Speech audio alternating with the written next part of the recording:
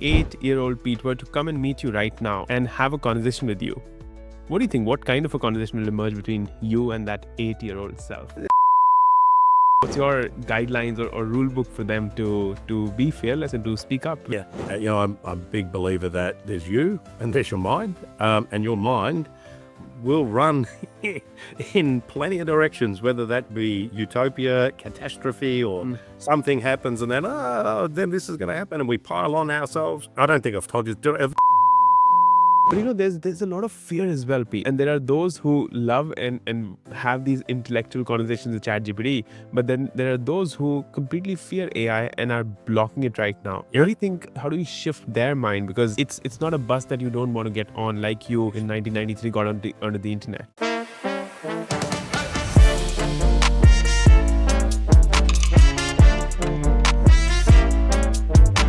Welcome to another episode of the Ignited Neurons Podcast. And today I have a special guest I'd love to share how we met each other, and what attracted me the most to Pete today, who I'm speaking with, is his title.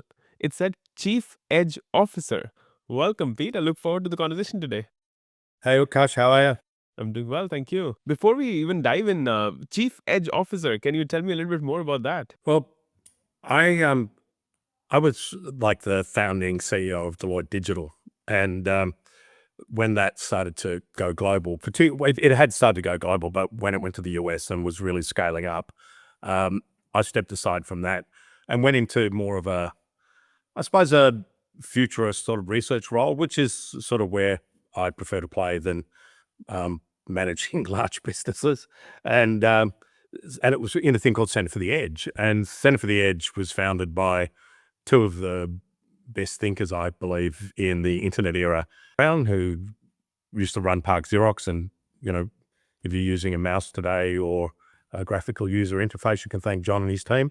And John Hagel III, who's some of the stuff he wrote in the early 90s as how the web would play out. So I get to join these two luminaries to set up an Australian branch of Centre for the Edge. It's sort of like an applied futures think tank where we look at how technology and society are evolving together and what it might mean. And so I'm thinking, what will I call myself? Like I was partner at Deloitte, so a research partner. So that doesn't sound very good. And, applied futurist. That sounds a bit, self-serving. And then I sort of realized that, in the old days, you used to have like a CEO, a COO, a CFO, and that was it. Now you got CEOs flying around everywhere. They've even got multiple letters, the CISO and the CHRO, because they ran out of 3 letters to do. And I thought, well, I used to be a CEO. So if everybody else is calling them a C something, why don't I call myself the Chief Edge Officer? Because I'm running Center for the Edge. And the other sort of angle to it was I often found a lot of chief officers with whatever was in the middle saw their role as almost saying no, like stopping you. And mine was like, if you want to do something edgy, the only thing that a chief edge officer can say is let's go and let's see how we can do it. So and I can't say no. How do I make it happen? And particularly focusing on, and if we think about the word edge, it's sort of where things can come together. It can be on the edge, like, it's dangerous out here, edgy, something sort of sharp and interesting. So yeah, I thought that fitted pretty well. Amazing. Thank you for sharing that. And you're almost kind of given us a preview of what is to follow in our conversation today, because I always do this where I almost like have a hypothesis of what you and I might speak about, what me and my guest might speak about. And today I think it's going to be something that'll keep our listeners at the edge of their seats, hopefully, and then also give them a little bit of this this phrase that you use, this interaction and play between society and technology. So we'll get into the weeds and the deep end. But the first question that Pete, we start the conversation with is, if that 8-year-old Pete of many, many decades ago, 8-year-old Pete were to come and meet you right now and have a conversation with you, what do you think? What kind of a conversation will emerge between you and that 8-year-old self? I'm glad you picked an easy question to start with. I think, the 8-year-old Pete lived in a very different world to the 61-year-old Pete. Grew up in inner city Melbourne in a suburb called Flemington, very rough suburb. surrounded by lots of, like sort of Greeks, Italians, lots of migrants who came in from the Second World War and, who were my main friendship groups. So, yeah, I think he would have said, go and do what you enjoy doing, mate. Yeah, because I think I tended to do that when I was a kid. And the other one is, be fearless. Yeah, Hmm. don't be scared. Have a crack. Hmm. Be fearless. And fear is something that I kind of have a very personal relationship with. Like how do you really overcome fear? Because as a young kid growing up in India, there were multiple fears that not for any specific reason, but were instilled within me. But when you say that 8-year-old will say be fearless, was Pete fearless through from 8 to 61 as you're saying right now? I think you're not always, but I think, it was funny. I asked my mum once, what 3 words would you use to describe me? And fearless was one of them. Some grads had to do a interview, like, what 3 words would your mum say? I don't know. So I rang my mum and she said, yeah. But I think it was always this sort of willingness to try new things or even do stupid stuff, like, which, which I've, just made like, yeah, but I am, there are some things I'm scared of, like I won't go like bungee jumping or stuff like that. But again, get in the middle of things and don't be scared to have a crack. And I think the other one for me particularly is don't be afraid to speak up if you've got a different view. Hmm.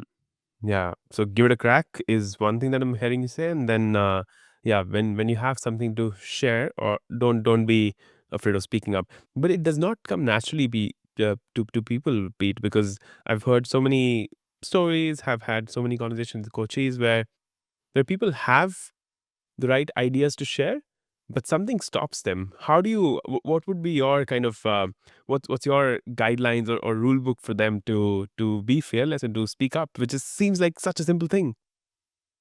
It's like if I have this thing that, I think quite a lot and, I have certain points of view and I just think, well, if you've got something to say and yeah, I don't know, like, when you go to a meeting or I'm on boards, right? And you go to a board and there's like, some board members don't speak the whole meeting. And I'm like, what are you doing? Like, why are you here?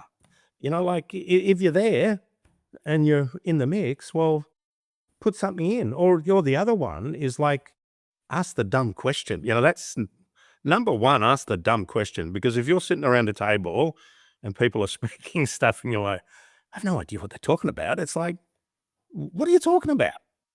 Well, what do you mean by that? And then you see everyone else around the table going, oh, yeah, what are they talking about? Or why would you do that? I don't understand that, So, I might say, this might sound like a dumb question, but, and it's like, I realized over time when I do that, because I don't have this sort of thing about, I'm interested if I don't know something, or if somebody's looking at the world through a different lens than me. So, sometimes you're having this conversation and you're like, why did they ask that question? Gee, that's a weird question. Like what that to me is a signal of like somebody's looking at the world from a completely different perspective than you are. That's the biggest learning opportunity you get. Or you might, if you've got a better idea, put it in. Yeah. So I don't know. I just sort of feel like if I'm there, I'm not there as an ornament. I'm there to participate. So say what you think.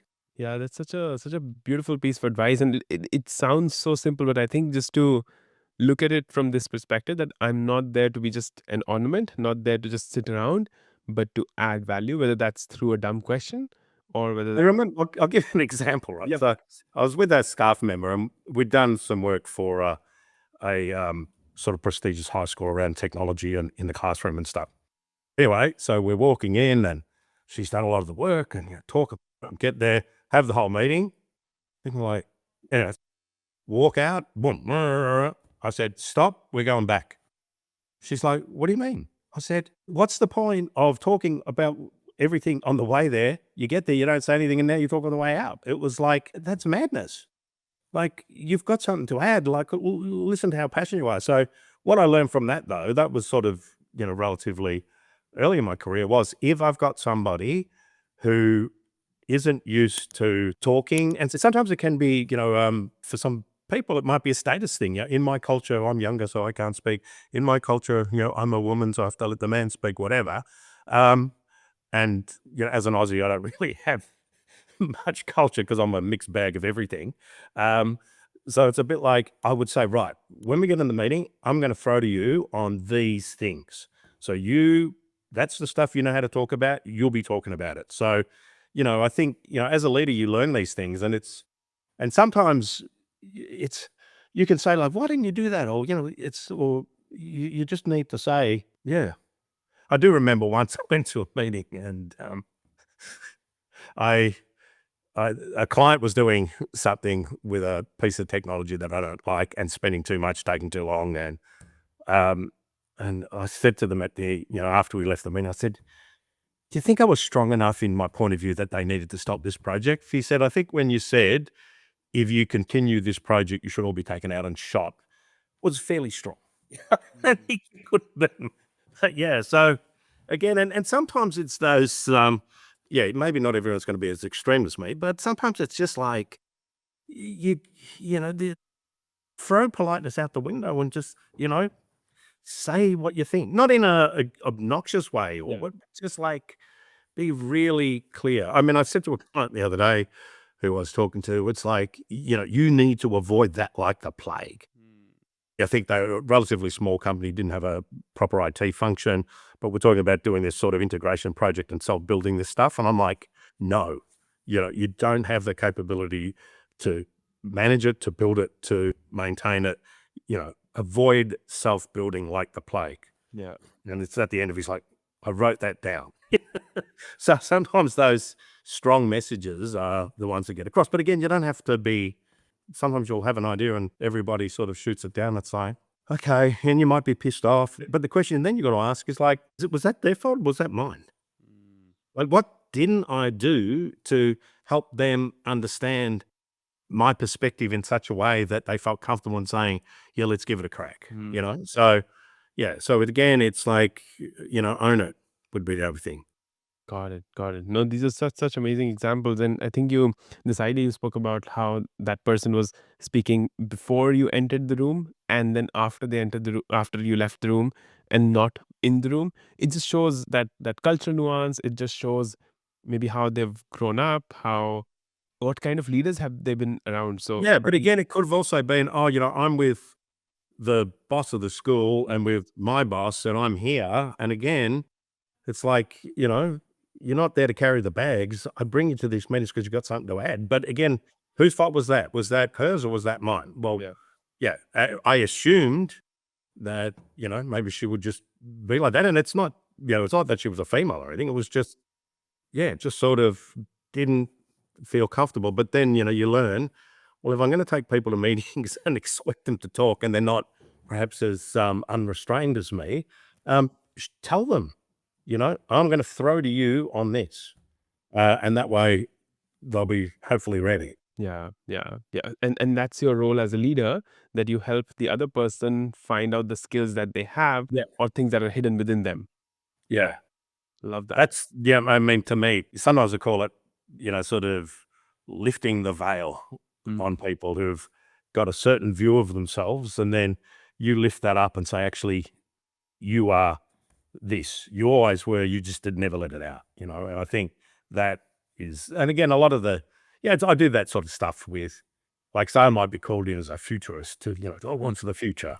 And I'll be like, what do you, actually, I'm sick of always having to tell you guys what the future is. Tell me the big issues of the future, and they start talking and write it down. And it's like, energy, climate, aging,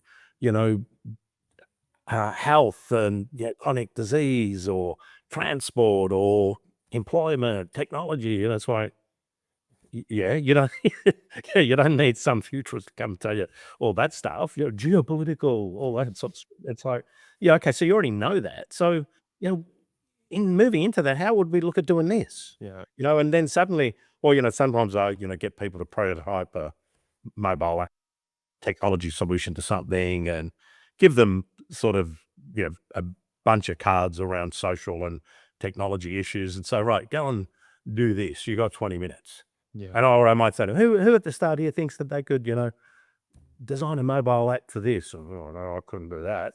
After 20 minutes, they've done one and they're prototyping and sharing it. It's like, who reckons they could do it now? Yeah, we all could do it, because it was sort of, they hadn't given themselves permission to sometimes play outside their domain. Sometimes people think that they have to have a deep technical knowledge of the how instead of, actually think about the experience of the what, for the problem I'm trying to solve, or why this is important and how it might be better. And people can get there. Now, to build it, they're going to be able to, maybe, or probably can in the next 6 months with AI. But it's that sort of taking people outside of their norm and giving them the confidence to have that self-belief to think, create, solve collectively as well. Yeah. So many things that I want to kind of speak about.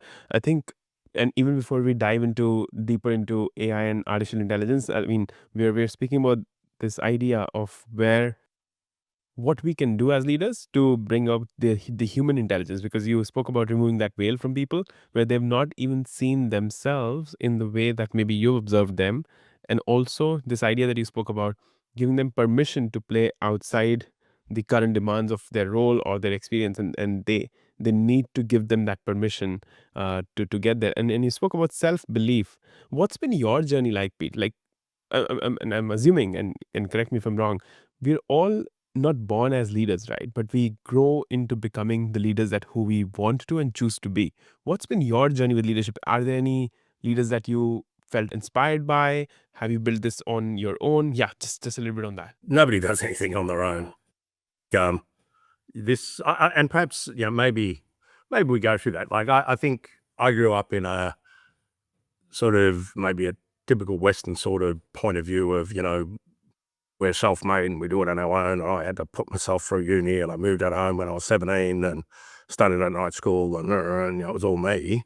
But I had a, couple of crises occur around me, and found that sort of nonsense about being self-made and everything I do it myself, all that bullshit, was woefully inadequate as a way to go through life. And funnily enough, a audit partner at Deloitte said to me, "Mate, I know you've been going through some things and stuff. Here's a book called The Art of Happiness by the Dalai Lama." And I'm not going to have some bloody Buddhist monk tell me what to do. So, but I was in Sydney, so I get on a plane and I haven't got a book to read. I'll read this bloody Art of Happiness. And I reckon I read about the first 6 pages. It was like, oh, many people think they're independent, but we're all interdependent. Think about, what you're doing right now, and, the paper that's here, this phone, this water, this bottle, like, how many thousands, millions of people have just contributed to that being here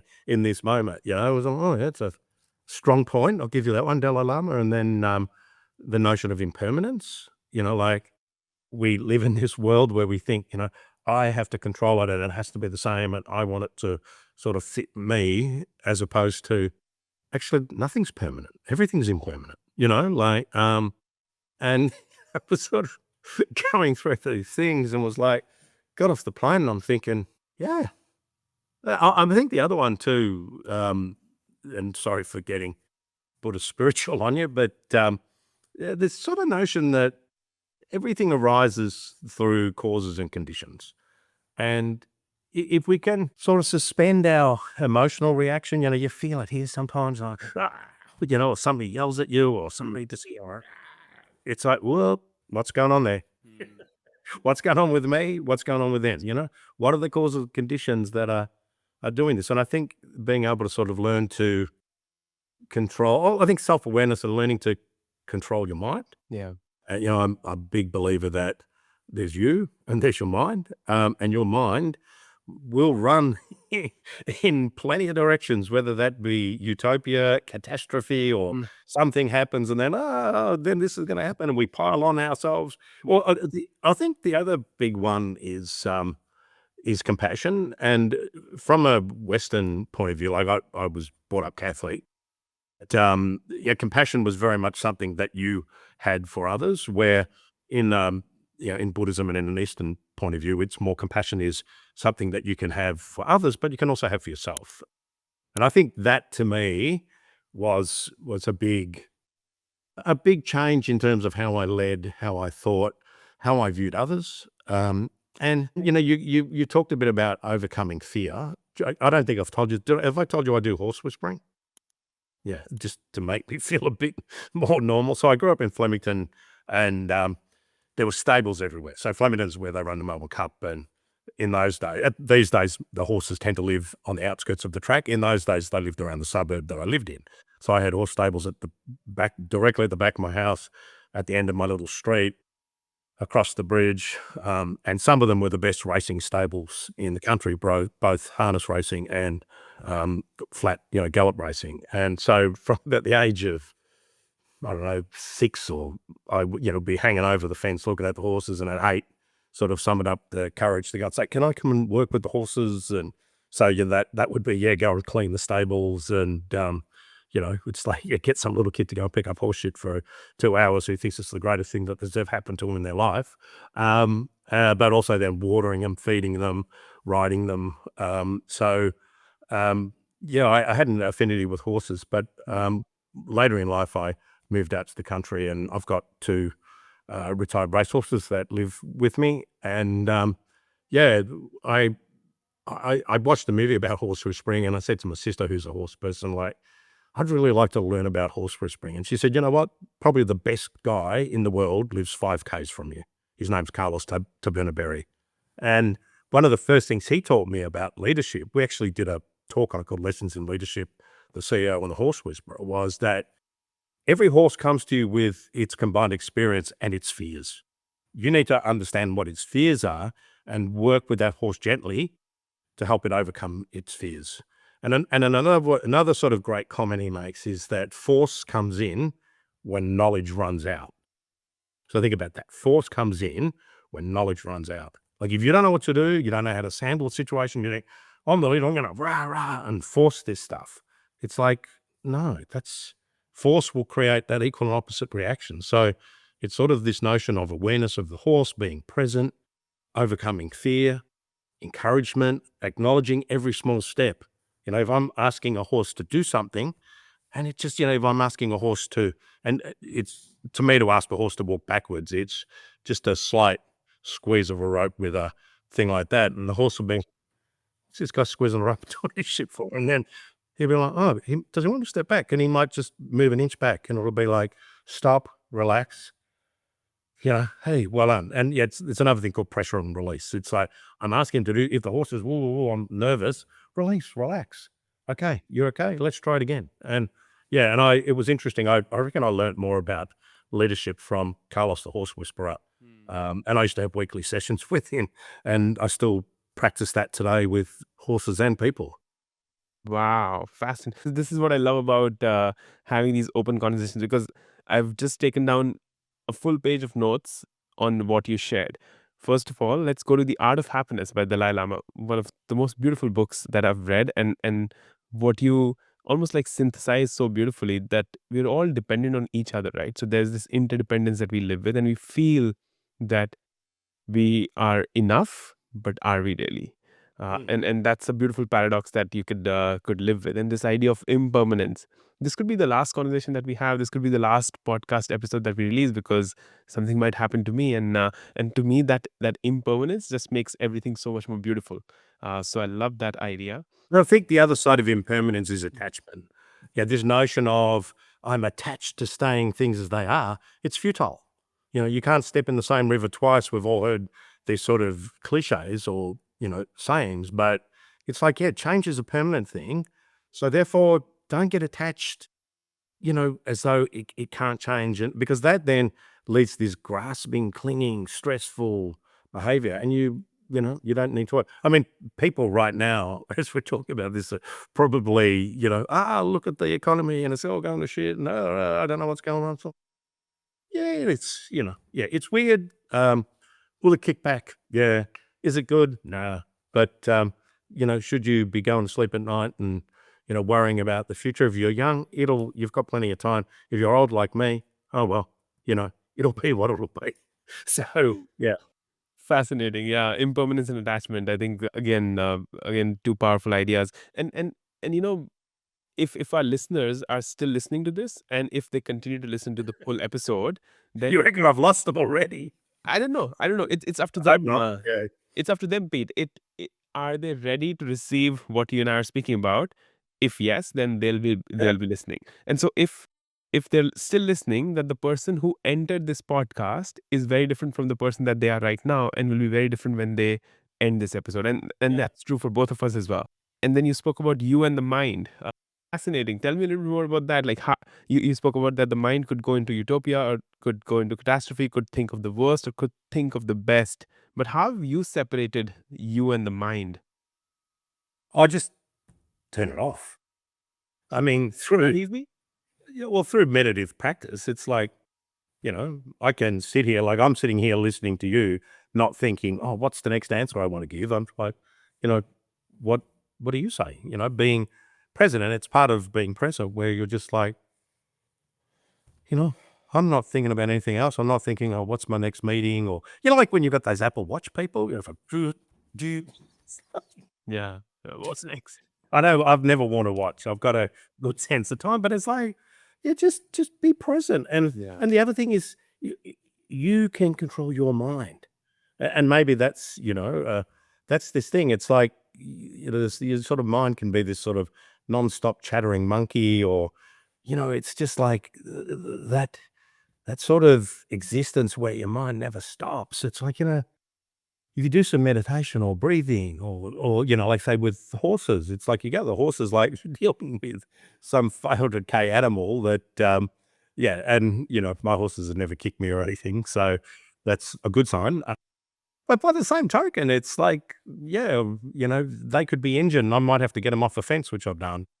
It's like you're not wanting to be thinking about, oh, what time's the 9 o'clock news on? Oh, it's 5 to 9. I better get. You got to be present, and if you can do that with people, and not be thinking, but again, it takes practice. But yeah, it's surprisingly easy once you do it, just to sort of get more into the habit of my mind's not chattering away. Or if I do want to think, I think. Yeah. Okay, I want to think about this. Good.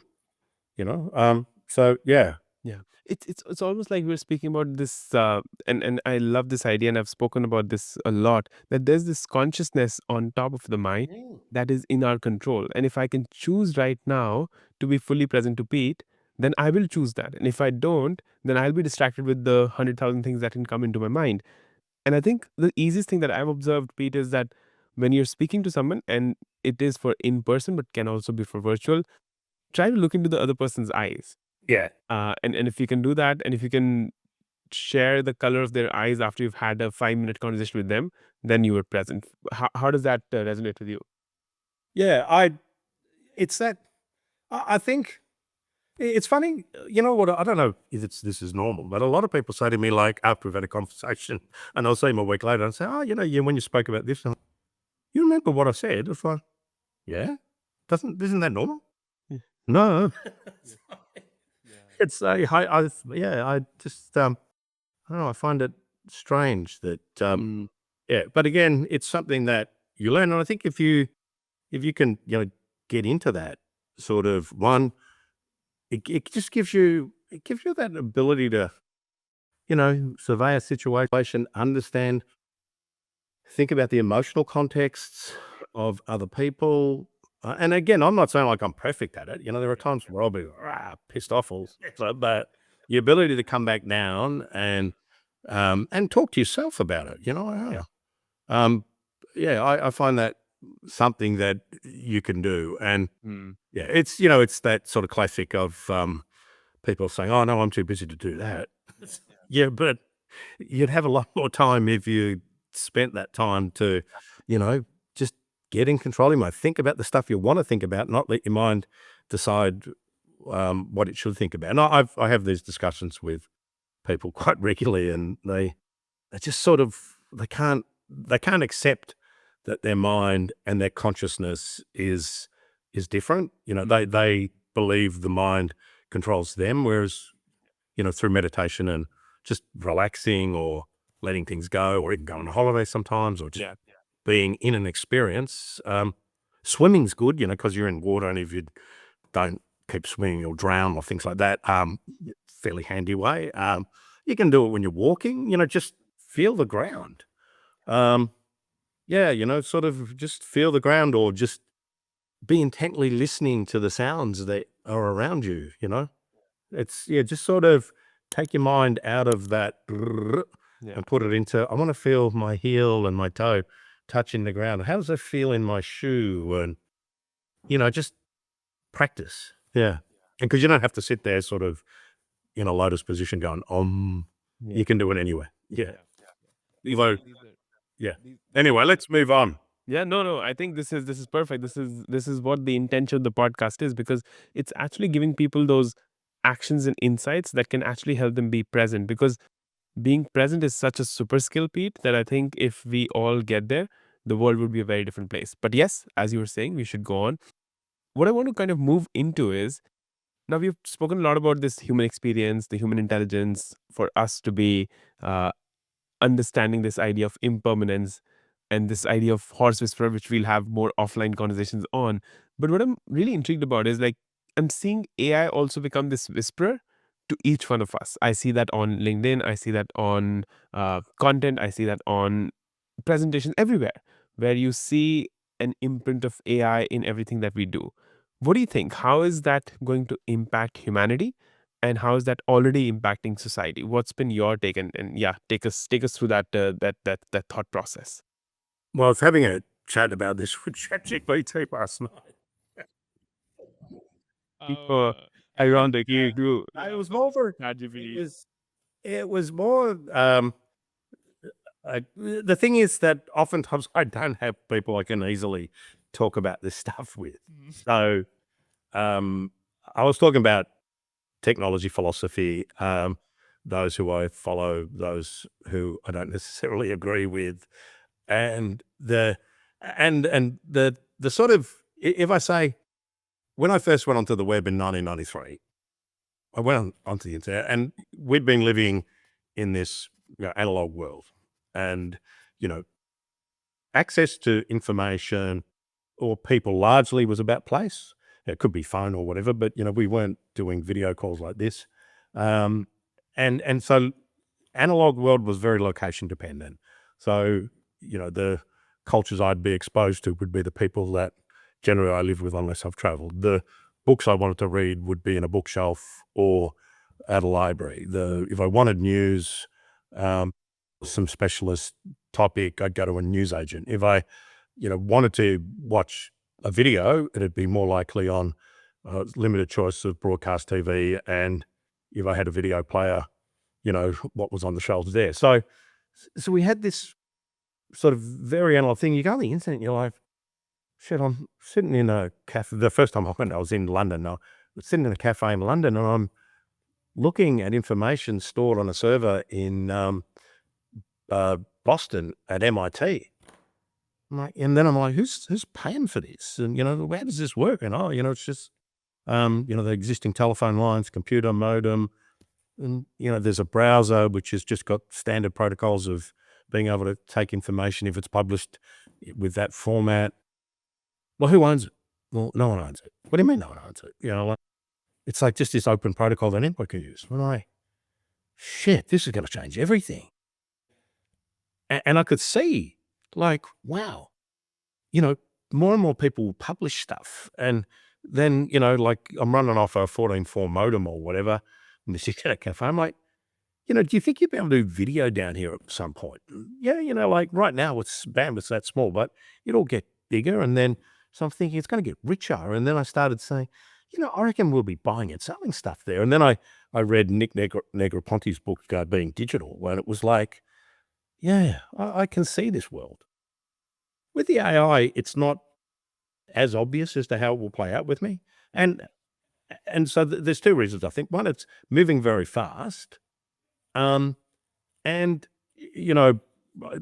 Kranzberg is the great technology philosopher. It's sort of sixth law, I think it is. Technology is neither good nor bad. But it's not neutral. So, people make these things for a purpose, but, what people do with it is where it plays out. So we look at the web, back in the early days, it was all very utopian and, information wants to be free unless I can get your data and try and sell everything, if you have a conversation. Like, oh, I looked up a movie or something on Apple TV, and then the next day I'm reading the New York Times with an ad for Max, some streaming service called Max. Like, who's this Max? And then next thing I'm going to go like, who gave permission for Apple TV to take a bloody search thing that I looked at? And then, it's like, this is not right, and, that's just yesterday and it's happening. So again, I don't think we always, I didn't sort of see that, but I'm more wary of that. But right now it's like with the AI, it's like, firstly, the vast majority of people haven't scratched the surface of what it could do. So, and if I go back to that analog world, it's like with the web, we got information that, we could access it through searches and stuff. And, the better we are at searching, the better we are at finding information, but we got it in the form and context it was published. With this AI right now, particularly with the LLMs, we're getting it in the context that we're seeking it. We're getting it in from a perspective that we ask it for, whether we're using act as and play this role or, look at this through the lens of Melvin Kranzberg, look at it through, look at it through the eyes of a Bitcoin zealot or whatever. Actually, don't do that. It's sort of this sort of thing, and there's the sort of two sides of a coin. One's called social constructivism, which is that technology evolved and it's the social and policy factors that shape it. And then there's technology solutionism. The existence of a technology means that technology will be the solution, or a combination of technologies will solve everything. I'm more in the social constructivism camp. So I don't tend to have these absolute statements of things. And then the other big question with AI is like, the number one thing I say to people about using is don't be lazy. Always be validating, learn to prompt, learn to use it well, learn to be critical, put your thoughts in. I did what I call reverse prompting, where I'll say, right, here's an easy one. Ask me 3 questions. I want to align 15 words, no more than 15 words, that explain what I think about creativity and what I think about innovation, and that highlights the difference, right? So anybody can do this. Ask me 3 questions on each, one at a time. Why one at a time? Because you get 3 questions at once, it's all, too much. So boom, boom, boom, boom, boom, boom. And then it'll come up with a line. And then when I do that exercise with people, they're all, I want to tell you my line. So I don't actually care about your line. I want to care, how did you feel doing that? Yeah. And then they're like, oh, well, normally I'm waiting for it, but it was waiting for me. Yeah. And it actually asked me these questions that sort of surfaced things in me and that I hadn't really thought about, or, and it's that sort of thing. It's like best practice with digital, or the best outcomes of digital has always been take what you know, take what it knows, get an outcome in a context. So it's a two-way tool. When we get to the question of, generalized intelligence, never say never, but, it's the same as, we're going to have driverless cars, the same as going to have flying cars. Well, then the hell are flying cars?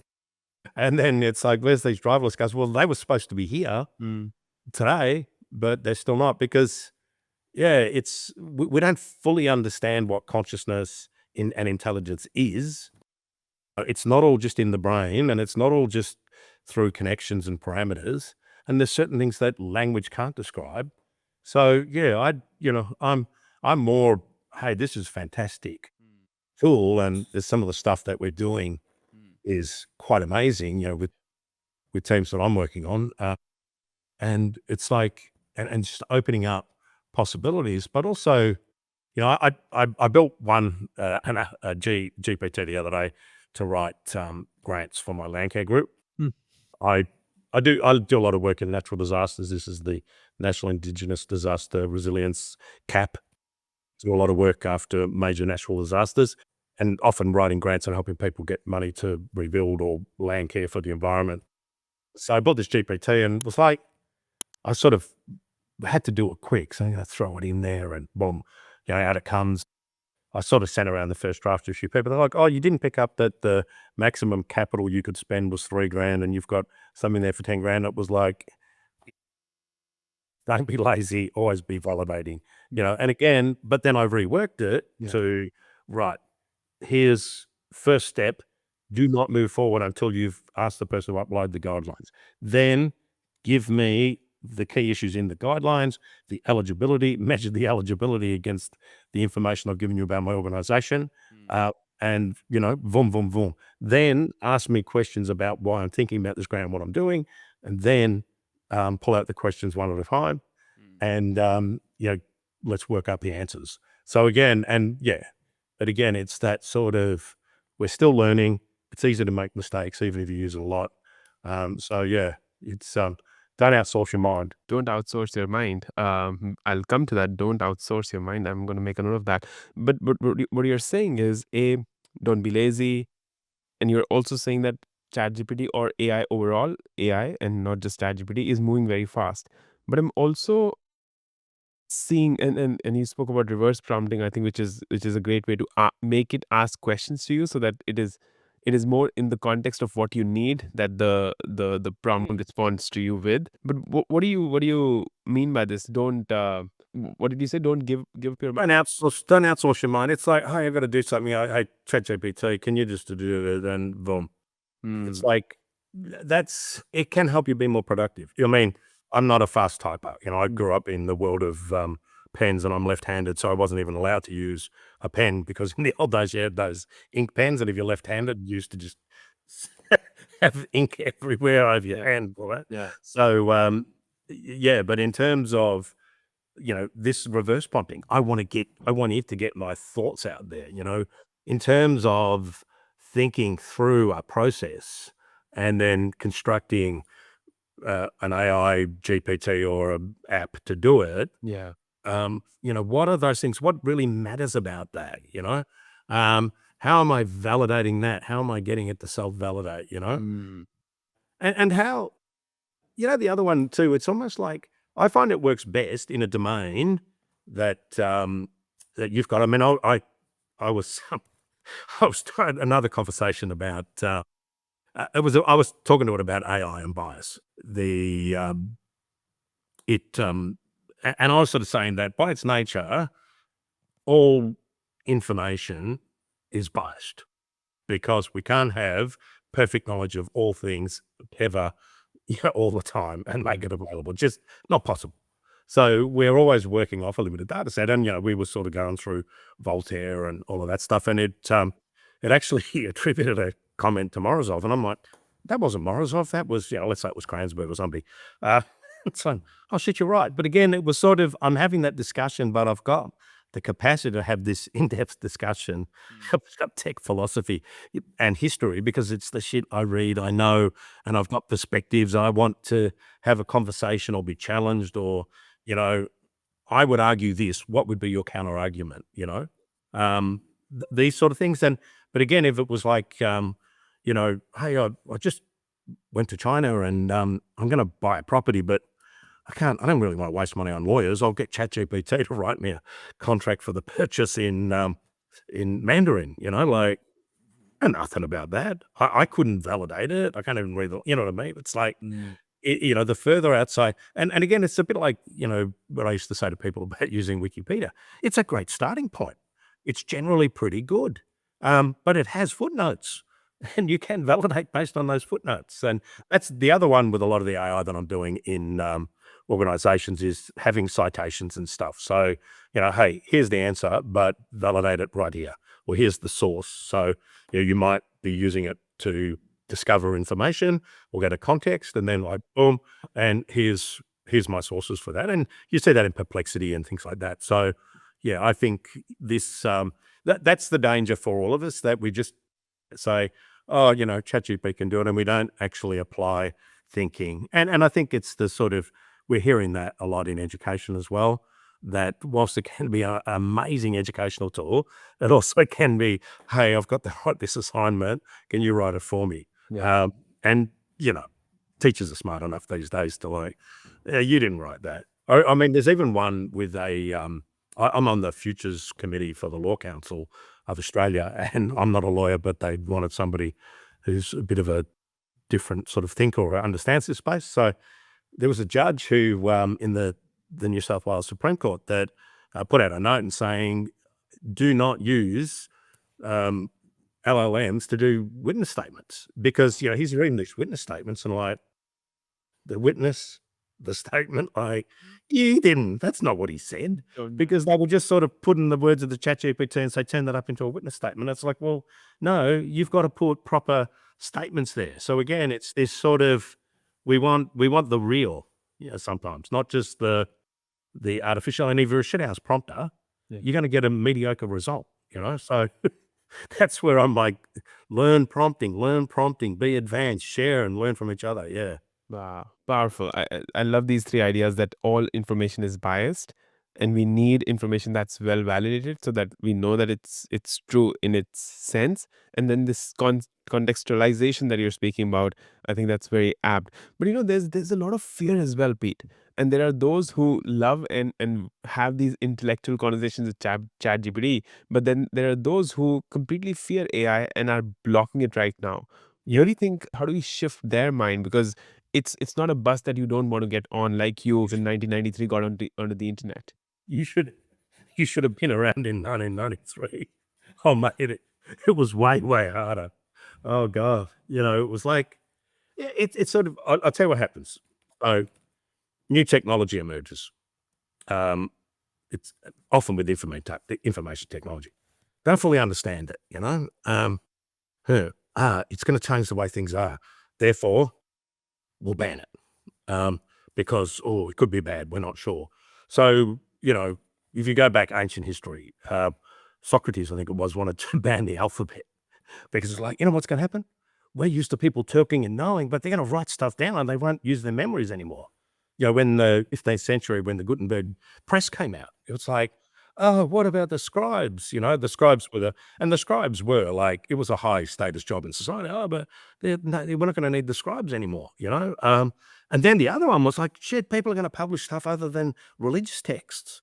There was a little precursor problem that you had to solve, is most people couldn't read because writing wasn't available. But, you think of, over the next, say, 3 to 4 centuries, the impact of printing, writing, publishing more information. And, but we still get that today.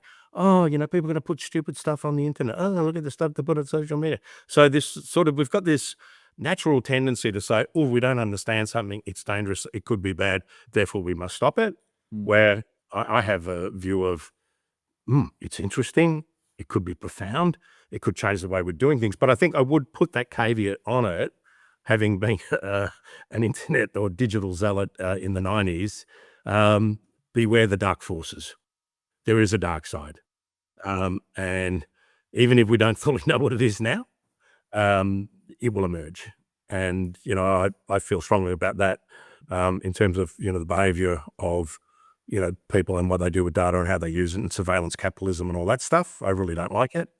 But again, yeah. So yeah, let's just hope that, and the other one, people say to me, oh, AI can be biased. And I'm like, yeah, I can make it. Tell me, have a point of view on this in the view of Donald Trump, and have a point of view on this in the view of the Dalai Lama,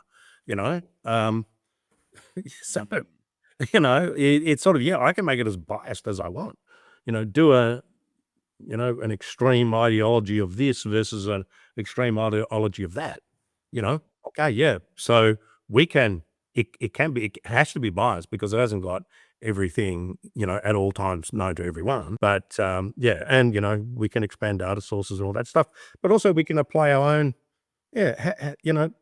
find people with different points of view, how does that play with you? So, yeah. And so I'm sort of saying it's like, again, and in and of itself, it is neither good nor bad, but it does, it's not neutral in the sense of, say, OpenAI want to move to artificial general intelligence. That's That's what they want to do. But in the meantime, there's a lot of good stuff we can do with it, and we need to think about what the bad stuff is, which is don't be bloody lazy and stupid. Yeah.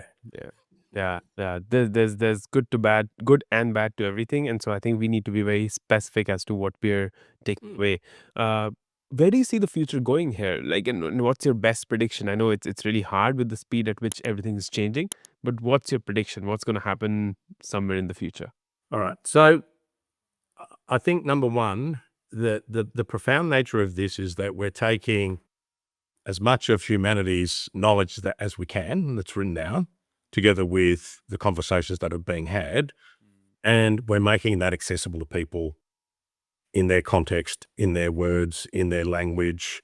So to me, it's democratizing access to information and knowledge. I think that in terms of applying that knowledge, it's sort of, first you start with conversational searching, then you start with, doing stuff with it. Then you start with, hey, I want to do this. Let's work together and work out how we can do that, So suddenly it's becoming this enabler. And, but we talked before, giving people skills that they didn't know they had. Like I learned to code like basic HTML, and I learned basic code in 83, I think it was. You know what? I'm never going to be as precise and detailed as you need to be if you're going to be a great coder. So, you know what? I can do it. There's people who will be gazillion times better than I ever will be, but I'm pretty good at coming up with seeing problems, how you might use technology to solve them. So, I was been working with a thing called Bolt. It was Bolt.new. It was Bolt or Jolt. Bolt.new last week, and starting to work on that, to sort of develop some applications. One of the software engineers I worked with was, and I built a little app in half an hour. It was actually an idea capture app, but just for something different. And I know there's others out there, but they're too bloated. So it was like a real simple one. And it was like, shit, but again, I worked with ChatGPT to say, right, act as a specialist in prompting Bolt. This is what I want to do. Now explain, I want you to break it down step by step and explain why we're doing it. And so I'm using it as an applied teacher and learning experience. Yeah. So again, wow, that couldn't happen before. Yeah. And then the next one is interesting. So that's the world's information and our ability to learn. So I think that prompting, learning how to use generative AI in particular will become a much bigger part of education in society, and also how we actually interact with information across the long term. The next thing I think is that we'll start to see a lot more codified processes, like, hey, I've got this task to do. Somebody's written a kick-ass prompt. I put in some variables, boom. So I don't have to, craft a exotic prompt every time I want to do something, but I've got access to, and not so much just a prompt library, but, boom, here's the task, here's the information, here's my context, here's this, here's that, boom, run, do, adjust, and I've got a great result. I'm finding deep research on ChatGPT to be really good at that. So there's more workflow apps and step-by-step apps and multi-party apps. Hey, I've come up with this thing, and it sends it to you, boom. And then we move into the agentic stuff where we're starting to say, right, I can get, I could be robotic process automation, like you go here, log in there, pull that off, create a statement in a PDF, put it in that file, and tick that task is done and the information's correct based upon a trusted source. Yeah. But again, codified steps, like go and find me trusted sources of information around this person's identity. Again, it's given the agent some agency. So it's not a codified process. Now, that's the old saying, to stuff something up, use a human. To do it at scale, use a computer. So again, it's like, okay, we're going to see these agents doing stuff. But the other thing is, it's like, we might, let's say that you're working in an organization and you've got a situation come up and you need to take some leave quickly. It's like, hey, how much notice do I have to give for leave? It could say, you know what, if this person's worried about the time of notice, they've got to say, hey, you've got to give a week, get approval from your manager, but is there something that you need to take it quicker? Yeah, well, I've had this issue. Okay, if you've had that, do you want me to draft an email to your manager? And by the way, you've got 10 days worth of leave, and actually, based upon all your colleagues' calendars, it's not a bad time. Yeah. Yeah. So again, it's this sort of notion of there's a trigger in the sense of the question you ask and the context of the question, the action that is most likely, and the ability for the system then to say, I'll go and do that for you, or, hey, is this what you want to do? No, actually, I want to do this. Cool. So this sort of trigger, response, act. And so again, I think we're going to see agents come and take away a lot of crap that we have to do to give us more time and just to make things easier. Now, the other things, the easier you make things, the more compliance and bureaucracy tends to come in. Yeah. So it's a two-edged sword. So I think we'll see agentic AI. I think we'll see some monumental stuff-ups with it. Things, and again, if we look at some of the stuff-ups, like say Robodebt's one, that people say, oh, look, I got that wrong. No, it was the rules were wrong. And they just applied those rules at scale. It wasn't really an AI problem. It was inappropriate governance and inappropriate rules applied to a situation and inappropriate oversight and all that sort of stuff. So again, what is my governance framework in that agentic world? But it'll play out, and I think over the next few years. But then the one that I'm perhaps most excited about is the relationship that we can have with software. Yeah. So software and computing is a pain in the ass. Okay?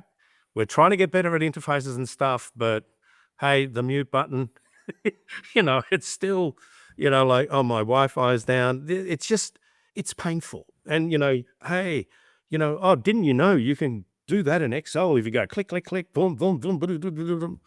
Like, no, I didn't actually know that, but I can do the formula plus. I'm good at that. I can do the copy and paste. But so there's a lot of powerful software out there that to actually get the full value from it, you have to have a deeper knowledge of all the menus and all that stuff. But, this ability to just have a conversational interaction with a lot of the software that we use, I think also that then brings that sort of computing power to us. And so again, this sort of notion of, I did an image on, I think it was Midjourney or one of them, Dalai it was. And it was like, I want an image of, the power that this technology gives to a person, but I don't want it anthropomorphized or whatever. I don't want it to be, make the robot be human. So of course it does humanoid robot. It's like, no, you don't get it. It's like, it is a machine which we can control. It can do stuff for us. It gives us powers. And it gave me a guy like in a Superman suit with a machine that was in control. And I think that's where the fear comes in. It's like, what if that machine actually does control? Yeah. And in some cases it wouldn't. Yeah. And then, how do we manage that? Actually, now that we mentioned that, there's an article that I co-wrote when, what's the future? And the article is called Predicting the Unpredictable. Predicting, yeah, here you go. Can you say it? Predicting the unpredictable, exploring technology, or exploring how technology could change the future of work. Beautiful. And the picture that we use is a picture of a baseball guy running for an outfield catch. And the thing is that directionally, we can see where things are going. So that baseball guy doesn't sit there and, come up with his predictions. He moves towards the ball. Yeah. And then each step, each sort of thing, and there's wind going, all that, but each step gets him closer to be able to make that final leap to catch it. So my way of believing that you engage with the future is to start doing it now. That's why I'm playing with various systems. That's why I'm finding problems to solve. That's why I'm putting it in the hands of one project that we're doing that's starting to get some international attention is this one that we're doing with schools in Papua New Guinea. So I'm on the board of a company called Lighthouse. It's a charity, but it's spelled Litehaus in the top Pidgin or Papua New Guinean Pidgin English. And what we do is we take end-of-life computers from large corporates, we refurb them, wipe them, and then we put them in schools. We teach the teachers and we have a little box called a NewNet box, which has got 6 million articles on it, Wikipedia, Khan Academy, heaps of education stuff, and it's available to kids in those schools and the teachers. Problem is, most of those schools don't have internet. That's okay because it's got a hard drive in it. But, these are often teachers and kids have never seen a computer before, let alone touch one. So we've got the training there, but it's still clunky. So we're building using Llama and another Facebook thing called No Language Left Behind to teach Llama to speak Tok Pigeon or to take input and output in Tok Pigeon, the bridging language, and English, and provide learning plans, lesson plans, information to kids in the computer labs that we set up. Fascinating. Yeah. So, you look at that and, that's bringing a lot of things to the table. I mean, but the other one that I'm often on about when I'm working up in PNG is like, we've got to get more PNG content in here, like we've got to get their context, their situation and all of that stuff. And, so, to me, it's learning about those things and also being aware of like, how do we make sure that the teachers know how to use this? How do we teach the kids not to be lazy with it? Yeah. But how should we also help those kids be able to go home and say, you know what, I can really help fix up that corn crop that we've been having problems with. Beautiful. Right? Yeah. Yeah. So, and again, because a lot of people in Papua New Guinea live in sort of like semi-subsistence. So, they might have a family, like there'll be a village, which will have a series of family sort of enclaves, and they'll have, they'll be growing a lot of their own food, and a couple of people might have a job, and they sort of live a bit more communally. But there's a lot of stuff that, that could help them. And it also, your health and issues like that, massive out there. Tuberculosis is still a big problem. Polio outbreaks happen. Yeah. So, how do we, help communities like that, but do it in a way where, not just sort of giving them Western shit and saying this is the way you got to use it, being able to do stuff that is positive. So, that's some of the stuff I do. The other one I've been doing a lot is, say, in the natural disaster, we're building GPTs that help people understand how to run a recovery, a community-led recovery. So, it's that, I've got all this knowledge and information here. And here's a GPT. Let's talk, but here's a GPT I can leave with you and just ask questions about, how do I do this? What happens if this happens? Yeah. Amazing. What stands out for me is the enthusiasm and the energy and the curiosity with which what you're playing with technology, Pete. And I think if listeners can take away something, it is to engage with AI, engage with technology now, and learn it to modify and contextualize it with the communities, for the people, for the causes that they want to serve for. But as we now get towards this end of our conversation, and I love where we have reached, if in a couple of decades from now, if that 80-year-old Pete were to come to you right now and give you one piece of advice, Pete, what would that be? You made the right choice, because when you get older, you end up in a situation. There's a few things about when you get older, and I'm not sure, like say from your upbringing and background, but nobody sort of told me or my mates and at school that when our parents get old, it's really it's difficult, and we've got to put a lot back into helping and care for them, as well as other relatives and all of that stuff. And you're not really prepared for it. And the other one, I actually, as you do, built a GPT for how to navigate my aged care. Yeah, because it's just really difficult, and nursing homes and all of this stuff. So there's that thing. Then the other question you've got is like, what's that sort of purpose of my life? So I'm 61, 62 in June, and you sort of say to yourself, well, I've got a lot to offer, but I could retire now, and go and play lawn bowls, which I do play, but competitively, I'm reasonable at it. But because I thought that's what you do, because I'm theoretically semi-retired. But it's like, do you have an obligation to give back? Do you sort of say, you know what, it's all worked out for me. I'll go off and, have a holiday home up in, some sunny spot in winter. And I had this chat with a guy called Steve Killalay, who he had a couple of big tech exits, and he set up the World Peace Index. And and Steve, he's a Buddhist as well. So we were talking, and it's like he said to me, mate, I've retired 4 times. He said, but like the first time I retired, I decided to,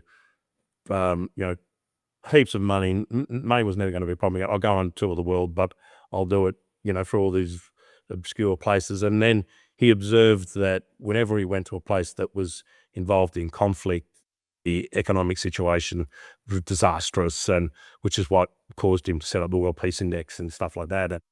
And and he also talked to me about this sort of never-ending sort of like wrestling between the good and evil, and nobody's ever really gonna. Sometimes it might seem like one's on top of the other, but it's this sort of constant tussle, and that, in his view, if there's something that you can do to help the good guy, you got to do it. And I feel an obligation to society, to myself, to my family, to, get out there and keep doing good for as long as I can. And that's what's going to happen. So if I do make it to 80, the 80-year-old will say, yeah, maybe you could have spent more time on holiday. Maybe you could have, spent more time with the family, although I work from home and spend a lot of time with the family. Or maybe you could have gone and made a difference in the world and, for a lot of people. And that's the path I choose. Wow. Thank you for this conversation, Pete. And I'm pretty sure that listeners took away so many beautiful things from this conversation. And wishing you the best as you go and influence and impact and inspire societies, communities around you. Thank you for this time. And for our listeners who are listening on a podcast platform, share with someone who you feel would enjoy this conversation between Pete and myself. And if you're on YouTube, like, comment, and subscribe, because that's how we make this wisdom go viral, and we beat the algorithm in taking over the world. Thank you for your time. No worries. Thanks for having me. All the best. Cheers. See ya. That's a wrap for today's episode of the Ignite Neurons podcast. If you found value in this, here's what I recommend. Take out a paper or a diary and just put down one thing that you can change about your life because you listen to this podcast. I'd really appreciate if you could share that in the comments below, because I'd love to see how it's impacting you or not.